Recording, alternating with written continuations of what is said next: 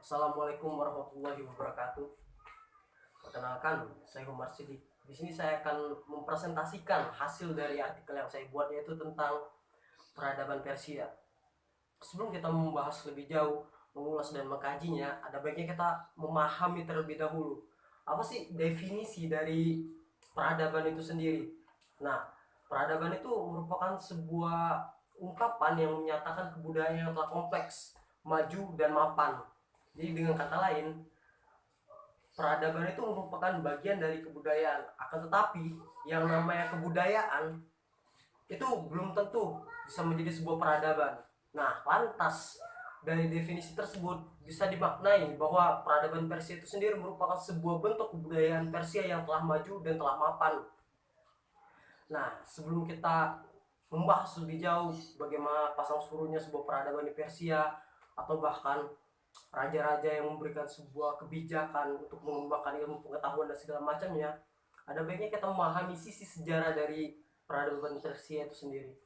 Nah, Persia ini secara geografis ya terletak di Iran, lebih tepatnya di lembah Mesopotamia.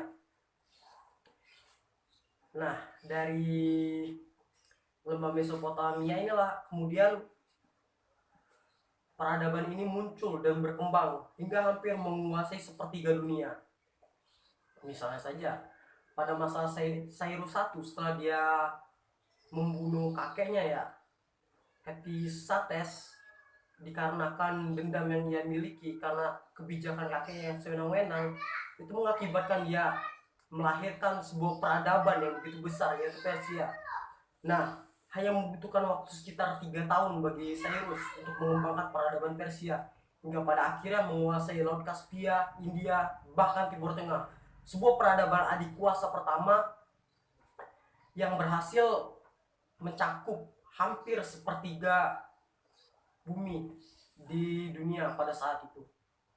Persia menjadi sebuah peradaban yang memiliki wilayah yang besar sekaligus pengaruh yang kuat pada saat itu. Sebuah imperium yang memukau dari bangsa Timur Tengah.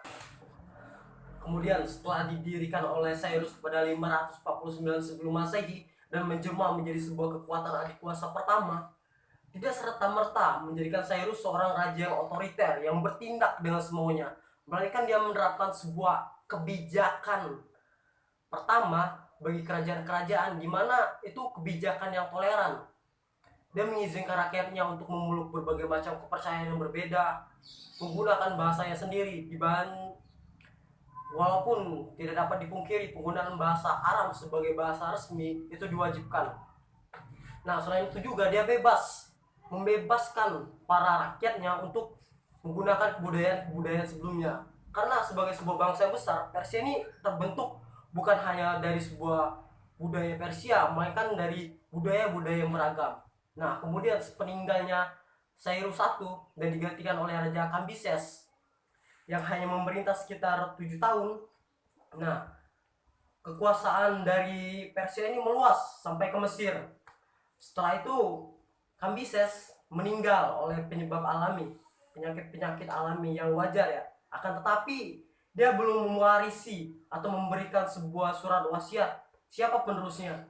Namun secara hukum yang ada di Persia pada saat itu, Badriyah lah yang berhak menjadi penerusnya. Akan tetapi dikarenakan sebuah hal menurut literatur kuno, itu Badriyah dibunuh oleh Darius I, yang hingga akhirnya menjadikan Darius I sebagai penerus selanjutnya.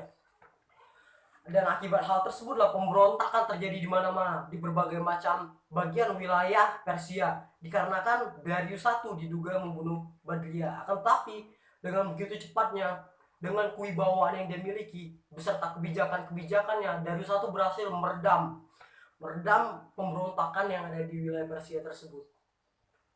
Nah, kemudian setelah itu Darius benar-benar mengembangkan peradaban Persia menjadi sebuah peradaban yang maju. Nah, pada masa Darius I inilah puncak dari peradaban Persia itu terlahir. Dia mengambil sebuah langkah kebijakan yang bisa dibilang mengikuti kebijakan Cyrus I, misalnya dengan menetapkan sebuah kebijakan yang toleran terhadap rakyatnya. Yang kedua, dia juga mengembangkan sistem kurir yang dilakukan oleh Cyrus, misalnya dengan mengirim kurir-kurir agar mampu mengawasi setiap daerah-daerah yang ada. Kemudian kurir itu dikembangkan oleh Darius. Dia menciptakan sebuah jalan raya terpanjang pada saat itu yang dijuluki Jalan Kerajaan sejauh 1600 mil dari Susa ke Sadrina. Nah, itu sebagai sebuah jalan terpanjang pertama. Nah, di jalan tersebut juga dilengkapi fasilitas-fasilitas agar membantu para kurir tersebut bisa bertahan. Misalnya saja penginapan, semua fasilitas tersebut disediakan oleh Darius I demi menjaga keamanan dan ketertiban di setiap daerah tersebut. Kemudian setelah itu Darius membagi kerajaan-kerajaan yang ada di Persia pada saat itu menjadi 20 provinsi yang dipimpin oleh satraps. Satraps ini kalau sesuai peradaban modern ya, itu ibaratnya seperti sebuah gubernur di zaman modern sekarang. Namun kebijakan yang dimiliki oleh satrap itu sedikit berbeda. Hukum-hukumnya juga berbeda. Satrap itu berhak mengambil pajak kepada rakyat. Selain itu juga dia akan turun langsung dan memimpin sebuah pasukan ketika terjadi peperangan. Nah, karena kekuasaan yang diberikan secara penuh kepada satrap membuat kebanyakan satrap itu memiliki sifat yang kejam. Nah, selain itu juga ya, kebijakan Cyrus lainnya yang diturunkan kepada Darius I dan disempurnakan yaitu penggunaan mata uang. Jika sebelumnya di masa Cyrus I itu masih menggunakan mata uang yang beragam, di masa Darius I dia membuat sebuah mata uang resmi di bangsa Persia, yaitu darik dan shekel. Darik itu sendiri yaitu sebuah seling emas, koin emas. Nah, sedangkan shekel itu yaitu koin perak pada masa Darius I. Nah, dengan kata lain, melihat dari track record Cyrus, Darius ini benar-benar melanjutkan sebuah kebijakannya dan membentuk Persia menjadi sebuah peradaban yang begitu besar dan tinggi, membuat teknologi yang ada di sana begitu maju. Hal itu terbukti dengan sistem kehidupan masyarakat yang ada di daerah Persia. Nah, selain itu juga ya, pada masa Darius I ini juga berkembang sebuah sistem spionase pertama di dunia, yaitu sistem mata-mata. Darius ini karena membagi wilayah ke dalam 20 provinsi ya, tidak serta-merta dia percaya begitu saja dengan setiap satraps yang dipilih. Karena itu dia mengutus mata-mata untuk memata-matai satraps tersebut demi meminimalisir terjadinya pemberontakan di wilayah Persia. Nah, dengan dimasukkannya mata-mata, alhasil pemberontakan tersebut sangat jarang terjadi pada masa Darius I.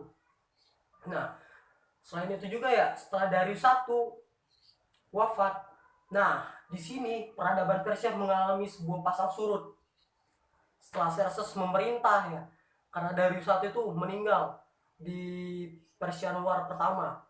Nah, Xerxes kemudian mencoba untuk membalas dendam karena kekalahan Persia di masa perang Persian Wars pertama melawan Yunani.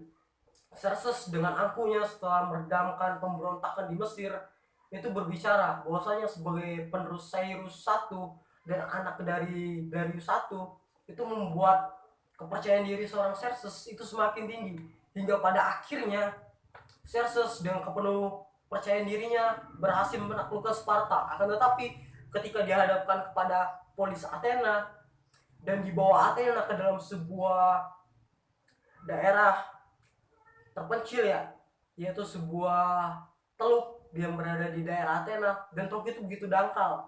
Nah, kapal-kapal Persia yang begitu besar ketika masuk ke dalam teluk yang dangkal tersebut tidak mampu bergerak dengan leluasa. Di saat itulah titik balik di mana Yunani mengalahkan Persia, dan itu juga menjadi titik akhir kemajuan dari peradaban Persia yang memukau, karena kekalahan terhadap pertempuran Persian Wars yang begitu memukau antara dua peradaban besar, Yunani dan juga Persia.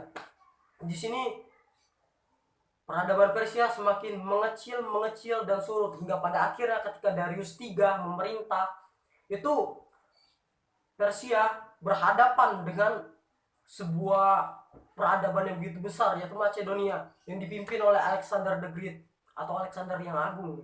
Nah, setelah itu Persia mengalami kekalahan dan akhirnya Persepolis, sebuah ibu kota dari Persia yang didirikan oleh Darius I dengan begitu megahnya, dengan arsitektur yang memukau sebagai bentuk kemegahan dari Persia, itu dibakar habis oleh Alexander the Great sebagai balasan dari ketika Alexander I itu membakar habis polis Athena pada masa pemerintahannya.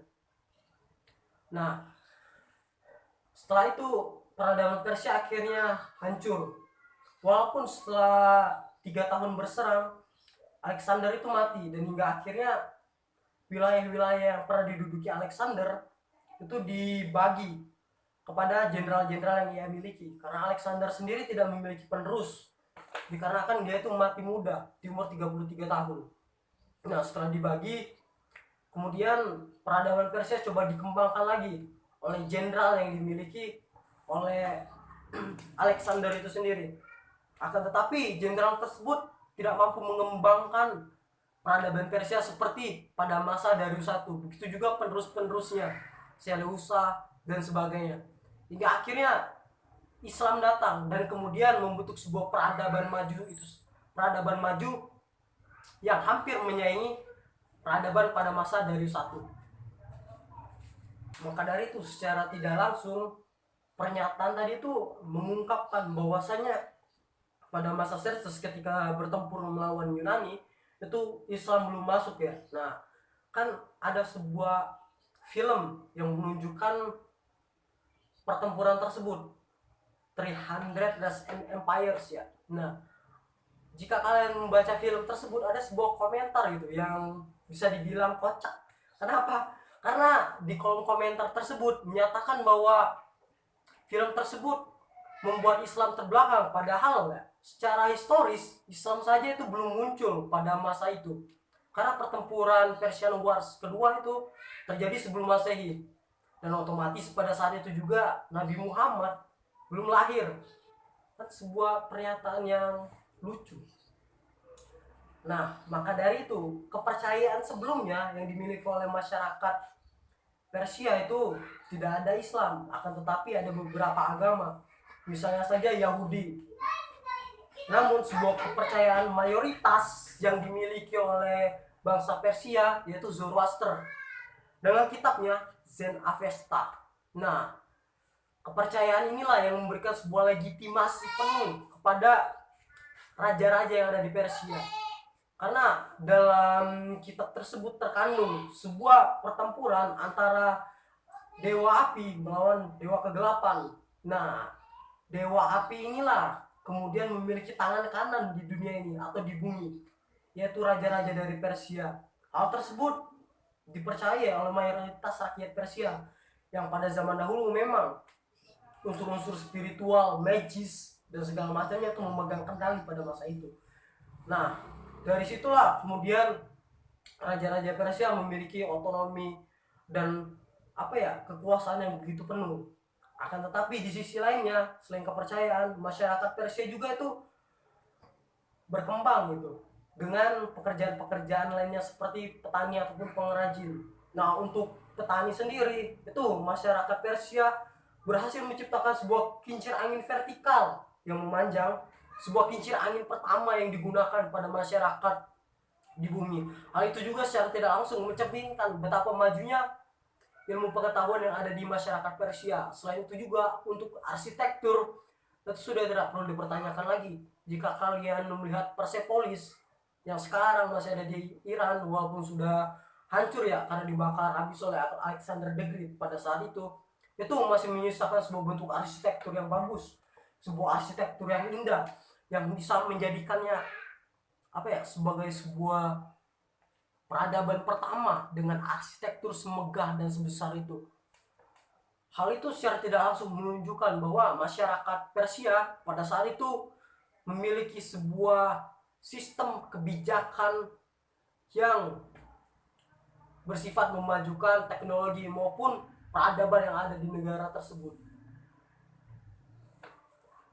Selain itu juga Persia dikenal sebagai kerajaan yang damai karena sifat toleran yang diberikan oleh rajanya tersebut.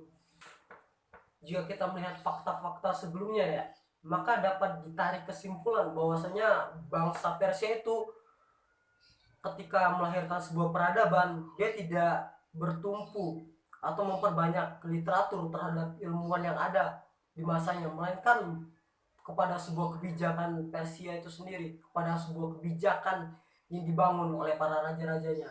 Maka dari itu kebanyakan literatur bangsa Persia kuno itu bisa dikatakan sebagai historiografi yang bersifat lama. Mengapa? Karena fokus utama dalam pembahasan historiografi itu yaitu tentang raja-raja dan segala kebijakan yang ada di Persia itu.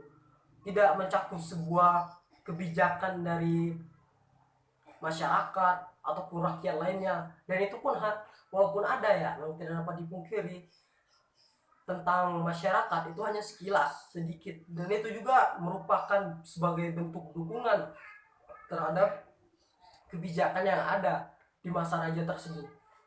Walaupun begitu tidak dapat dinafikan apabila peradaban dari Persia ini sendiri merupakan sebuah imperium yang menjadi pusat peradaban pada masa itu, sebuah pusat peradaban yang menandingi Yunani, dan sebuah pusat peradaban pertama yang memiliki cakupan wilayah yang begitu besar pada masanya.